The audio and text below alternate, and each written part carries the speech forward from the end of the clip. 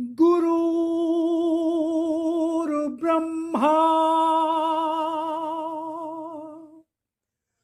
गुरुर्विष्णु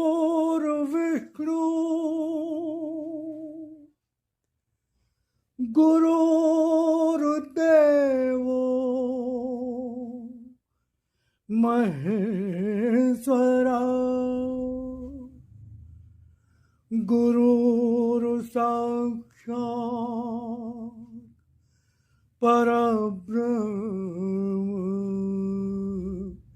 तस्मै श्री गुरुवे नमः।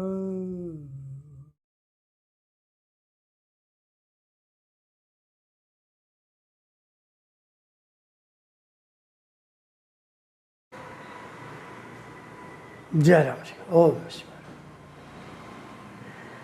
आशा है ईश्वर कृपा से आप सब परिवार सकुशल होंगे। तो आज भगवत चर्चा अमृत पान श्रृंखला के अंतर्गत भगवान की वाणी के किसी अंश को लेकर मैं आपके सामने उपस्थित होता हूँ भगवत चर्चा हेतु। तो भगवान ने कहा कि जन जन तक पहुँचो, जहाँ अंधकार है उस मन तक पहुँचो जहाँ मेरी पुकार है।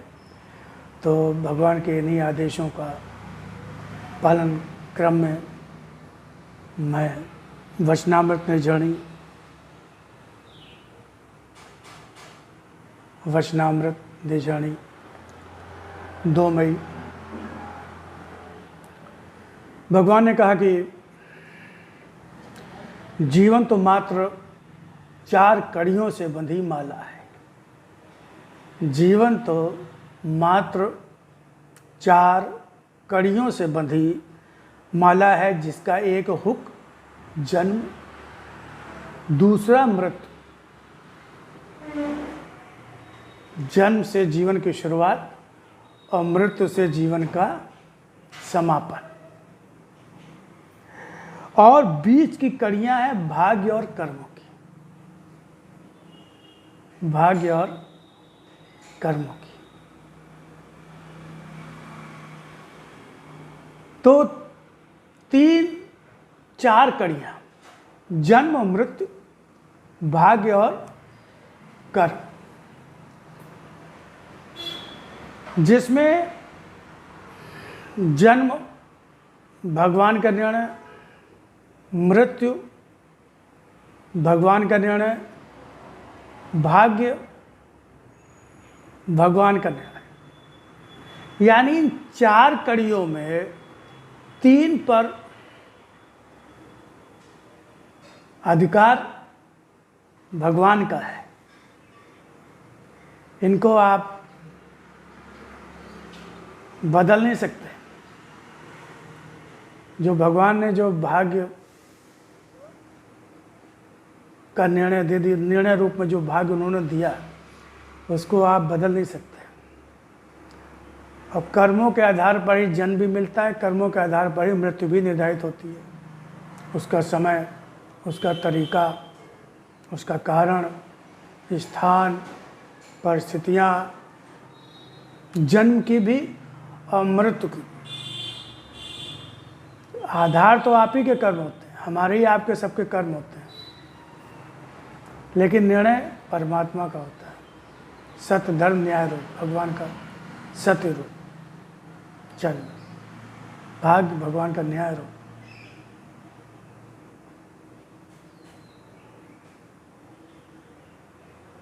सत्य, धर्म, न्याय। जहाँ सत्य है वहाँ धर्म भी है, वहाँ न्याय भी है। जहाँ धर्म है वहाँ सत्य है, वहाँ न्याय है। जहाँ न्याय है वहाँ सत्य है और वहाँ धर्म है। यानी कि तीनों ही एक दूसरे के बिना अधूरे। और यही भगवान का रूप है। तो भगवान ने कहा कि तुम्हारे हाथ में सिर्फ एक चीज़ है,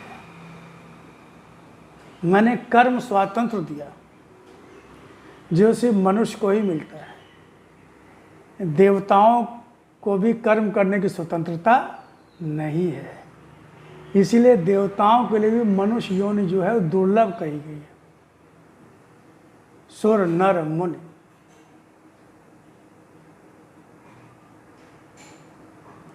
इस मनुष्य योनि को पाने के लिए लालायित रहते हैं। क्यों?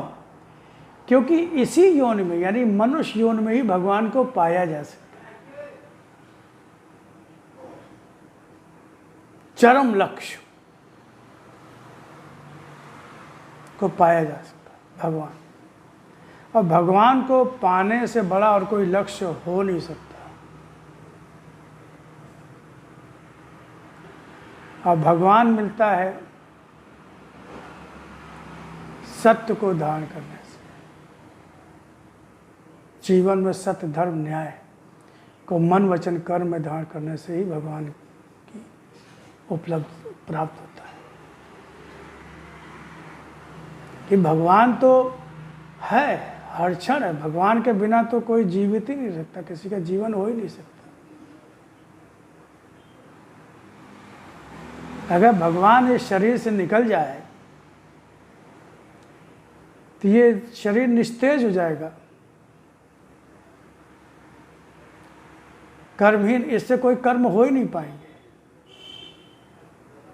कोई प्रयास नहीं हो पाएंगे, ये हिलडुल ही नहीं पाएगा। तो चेतना शक्ति के रूप में, जीवनी शक्ति के रूप में, प्राण शक्ति के रूप में, आत्मा के रूप में, परमात्मा, ईश्वर, भगवान जो भी है, वो इस शरीर की हर कोशिका में, हर कोशिका में समाया हुआ है, समाया हुआ है। उसे ऊर्जा कह लीजिए, कुछ भी कह लीजिए, शक्ति। लेकिन चूंकि हम उससे अनजान हैं, उसको भूले हुए हैं, संसार में खोए हुए हैं, संसार में डूबे हुए हैं, संसार के प्रति पूरी तरह से समर्पित हैं, इसलिए भगवान के होते हुए भी हमको भगवान के होने का जो लाभ मिलना चाहिए वो नहीं मिल रहा। बस एक मशीन की तरह, चूँकि आत्मा है, आत्मा का कर्तव्य है जब तक निर्धारित आयु है इस शरीर की, तब तक इस शरीर को चलाते रहना, और जो आपके सुख दुख हैं उनको भोगने के लिए शरीर होना चाहिए।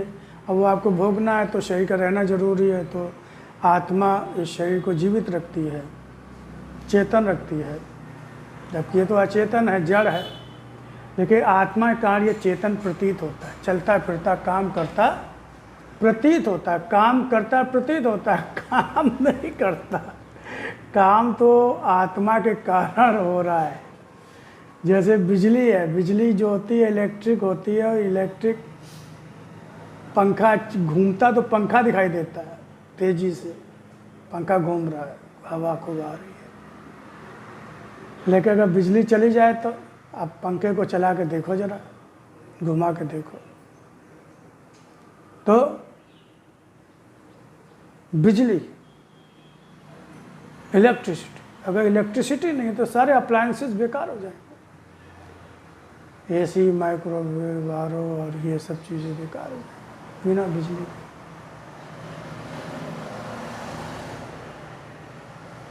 बिजली निकल जाती है, बिजली चली जाती है, बेकार हो जाती है, कबाड़ हो जाते हैं। अगर किसी कहीं कह रहे कि इस घर में बिजली नहीं आएगी, तो घर में सारे अप्लायंसेस बेकार हो गए, चाहे जितनी कीमत हो, उसके लिए तो मिट्टी हो गई। तो कहने का तात्पर्य यह है कि भगवान ने कर्म स्वतंत्र दिया, कर्म करने की स्वतंत्रता दी, बाकी तीन चीजें अपने हाथ में रखी उन्होंने, जन्म, मृत्यु और बीच में भाग्य। तीन चीजें ईश्वर का निर्णय है। कर्म करने का निर्णय आपका, कि आपको कैसे कर्म करना है, उसने भगवान ने स्वतंत्र कर दिया। ज्ञान भी दे दिया उसने, विवेक दिया है, विवेक दिया है। बुद्धि तो दुर्बुद्धि हो सकती, कुबुद्धि हो सकती, लेकिन विवेक कभी अविवेक नहीं होता। विवेक जो है वो विवेक ही होता है, क्योंकि वो आत्मा से जुड़ा होता है, वो ज्ञान से जुड़ा होता है।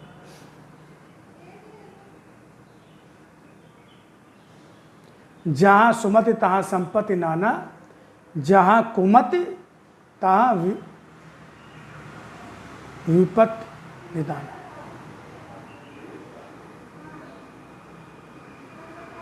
विपत्ति निदाना, विपत्ति निदाना।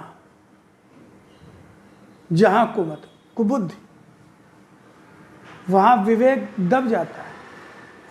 विवेक रहता है लेकिन विवेक दब जाता है, क्योंकि उसमें मन हावी हो जाता है। मन का असंयम, काम क्रोध लोभ मोह जो वृत्तियाँ होती हैं वो हावी हो जाती हैं। अहंकार हावी होता है, अहंता ममता मोह माया ये सब हावी हो जाते हैं। वो विचार बिगड़ते हैं, विचार बिगड़ने से फिर हमारे कर्म बिगड़ने लगते हैं। उस समय विवेक शून्य व्यक्ति हो जाता है। और जब कर्म किए तो कर्मों का फल बनेगा और तदनुरूप ही जीवन बनेगा, जन्म मिलेगा। मनुष्य का मिलेगा या किसी पशु पक्षी का मिलेगा, कहाँ मिलेगा, किस ग्रह नक्षत्र स्थिति परिस्थिति स्थान पर मिलेगा, माँ बाप परिवार कैसा होगा, क्या होगा, पूरा जीवन में कितने सुख दुख होंगे, सुख ज़्यादा होंगे कि दुख कम होंगे, दुख ज़्यादा होंगे कि सुख कम होगा, या पूरा जीवन सुखमय होगा या लगभग पूरा जीवन दुखमय होगा। मृत्यु कैसी होगी, सुखद मृत्यु होगी, आसान मृत्यु होगी कि विभत्स भयानक मृत्यु होगी। उम्र 2, 4, 6 साल की या कुछ महीने की या 10, 20 साल की या 25 साल मिलेगी या 50 साल, 70, 80, 90, 100 साल, 125 साल की मिलेगी उम्र। ये सारा कुछ हमारे कर्मों के आधार पर तय होता है। और तय कौन करता है? भगवान तय करता है। निर्णय कौन करता है? भगवान करता है। निर्णय का आधार क्या होते हैं? हमारे कर्म होते हैं। यानी हम एक तरह से मान लीजिए तो जन्म मृत्यु और भाग्य भी हम ही तय कर रहे हैं, इनडायरेक्टली हम ही तय कर रहे हैं।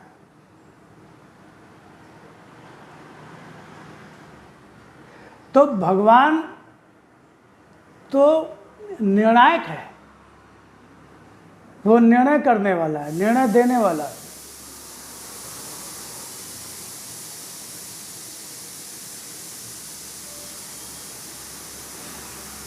और उसने ये भी बता दिया, देखिए कितना वो सहायक है, कितना कृपालु दयालु, कि उसने सब कुछ आपको बता दिया उसने कि देखो क्या किस कर्म का कौन सा फल। फल तो खैर गहनो कर्मणा गति, लेकिन ये तो बताया ही कि कौन से कर्म अच्छे कौन से कर्म बुरे। अब इतनी समझ तो सबको, कर्म अच्छे होंगे तो उसका फल भी अच्छा होगा। आम बोगे तो आम आएगा, और अगर बबूल बोगे तो बबूल कांटे आएंगे जीवन में। तो मीठे रसीले फल के बीज बोगे तो मीठे रसीले फल मिलेंगे। अगर जहरीले कटीले बीज बोगे तो उसके वैसे आएंगे। तो जो गड्ढा खोदेंगे तो गड्ढे में गिरेंगे ना, और सीढ़ियाँ बनाएंगे ऊपर तो सीढ़ी पे चढ़ भी जाएंगे। अच्छी सड़क बनाएंगे, अच्छा रास्ता बनाएंगे, हम भी चलेंगे और सब चलेंगे। और गड्ढे खोदते जाएंगे तो हम गिरेंगे ही गिरेंगे, हम भी गिरेंगे और हमारे अपने भी गिरेंगे, क्योंकि गड्ढे हमारे बना हुआ है तो वो भी गिरेंगे। तो भगवान ने देखिए कितने सरल शब्दों में सारी बातें बताई कि जीवन क्या है। 4 कड़ियों की माला है, 4 कड़ियों की माला है, ठीक है, जिसमें एक सिरा, एक हुक है जन्म, और दूसरा हुक है मृत्यु। माला बन गई। और बीच में क्या है?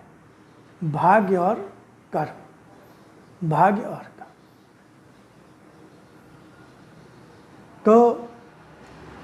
जन्म मृत्यु भाग्य हमारे कर्मों के आधार पर भगवान का निर्णय न्याय रूप होता है, धर्म रूप होता है, सत्य रूप होता है, उसके आधार पर जीवन बनता है।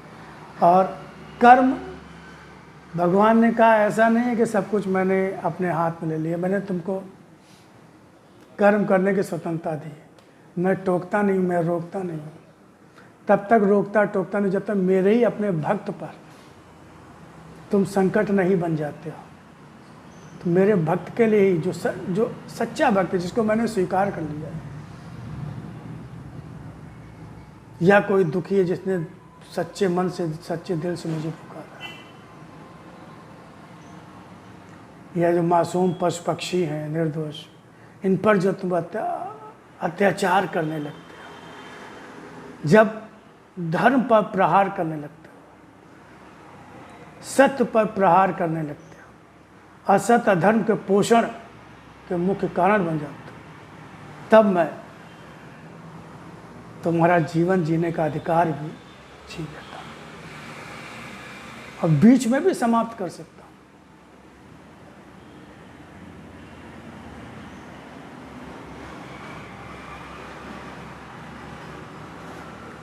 तो भगवान को तो सब कुछ अधिकार है ना, पूरे सृष्टि का मालिक है, सारी जिम्मेदारी तो उसकी है। अगर भाग्य बनाने वाला है तो भाग्य बिगाड़ने वाला भी तो है। अपने भक्त की रक्षा में तो वो कुछ भी कर सकता है। धर्म की संस्थापनार्थ है, संभवान युगे युगे वो आता ही है। तो स्वतंत्र होते हुए भी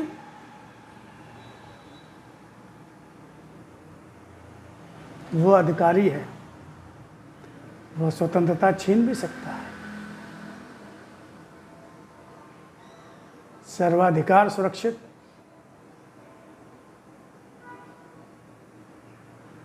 वैसे तो वो व्यवधान नहीं डालता, कर्म स्वतंत्र है, लेकिन तो भक्त के कष्ट का कारण बनोगे, अधर्म और सत्य के पोषण में दिन रात लगे रहोगे, तो फिर वो दंड देता है, तत्काल भी दंड देता है, तत्काल भी दंड देता है। अपने मंदिरों में वो न्याय करता है। जहाँ तुम दर्शन का पाखंड करने जाते हो, जहाँ भक्त का मुखौटा चढ़ा कर जाते हो और संसार में कुकर्म करते हो, प्रताड़ित करते हो लोगों को, दुखी करते हो अपने से कमज़ोर लोगों को, असहाय लोगों को, पशु पक्षियों पर अत्याचार करते हो, और जब वहाँ भक्त का मुखौटा चढ़ा कर जाते हो, तिलक लगा के माला पहन कर और हाथों में पता नहीं क्या क्या लेकर, वो रक्त से सने हाथ उसको स्वीकार नहीं होते।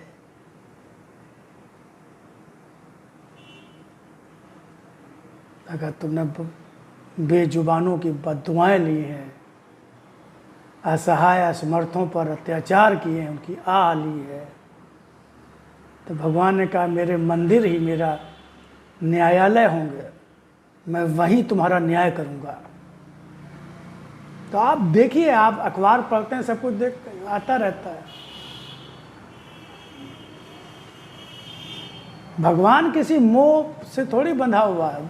भगवान तो किसी का ऋणी भी नहीं है। आप लाखों चढ़ा दो, आप बहुत बड़े बड़े मंदिर बनवा दो, आप भगवान की बहुत बड़ी मूर्ति बनवा दो, इंसान को इन सब कामों से खुश कर सकते हो। भगवान तो सिर्फ आपके सद्कर्मों से, धर्म के प्रति आपके कर्म कैसे हैं, सत्य के प्रति आपके कर्म कैसे हैं, सत्य के लिए आपने क्या किया।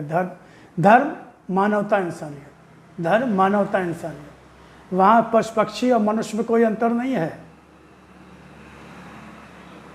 वहाँ कोई छोटा बड़ा नहीं है, कोई ऊंच नीच नहीं है। ऊंच नीच का आधार सिर्फ उसके कर्म है, जात आधार नहीं है।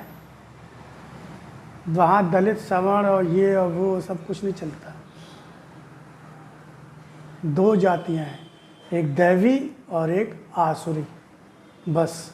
भगवान ने कहा मेरे लिए सिर्फ दो ही जातियाँ हैं, एक दैवी और एक आसुरी। जो सत्कर्म करते हैं, जो सत्य धर्म न्याय के रास्ते पर चलते हैं, जिनमें मानवता इंसानियत है, वो दैवी प्रवृत्ति के लोग हैं, वो दैवी प्रकृति के लोग हैं, वो दैवी जाति है।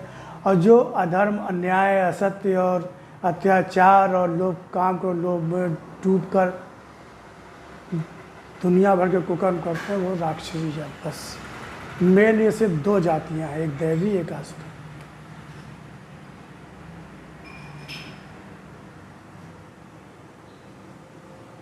तो हम इसका चिंतन मनन ध्यान करेंगे। भगवान ने क्या कहा कि जन्म, मृत्यु, भाग्य और कर्म जीवन के ये 4 महत्वपूर्ण अंग हैं, जिन अंगों से ये जीवन बना है।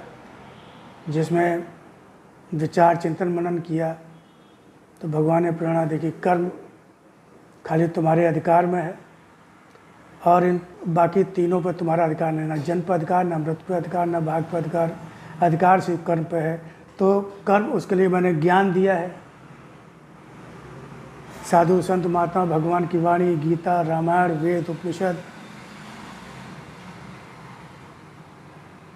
और आज तो भगवान कह रहे हैं मैं स्वयं हूँ भगवान की वाणी के रूप में। तो अपने कर्मों को सुधारो, सत्य के पथ पर चलो, धर्म के पथ पर चलो, जैसे जन्म, मृत्यु और भाग्य तीनों आपके सुंदर बन जाएंगे।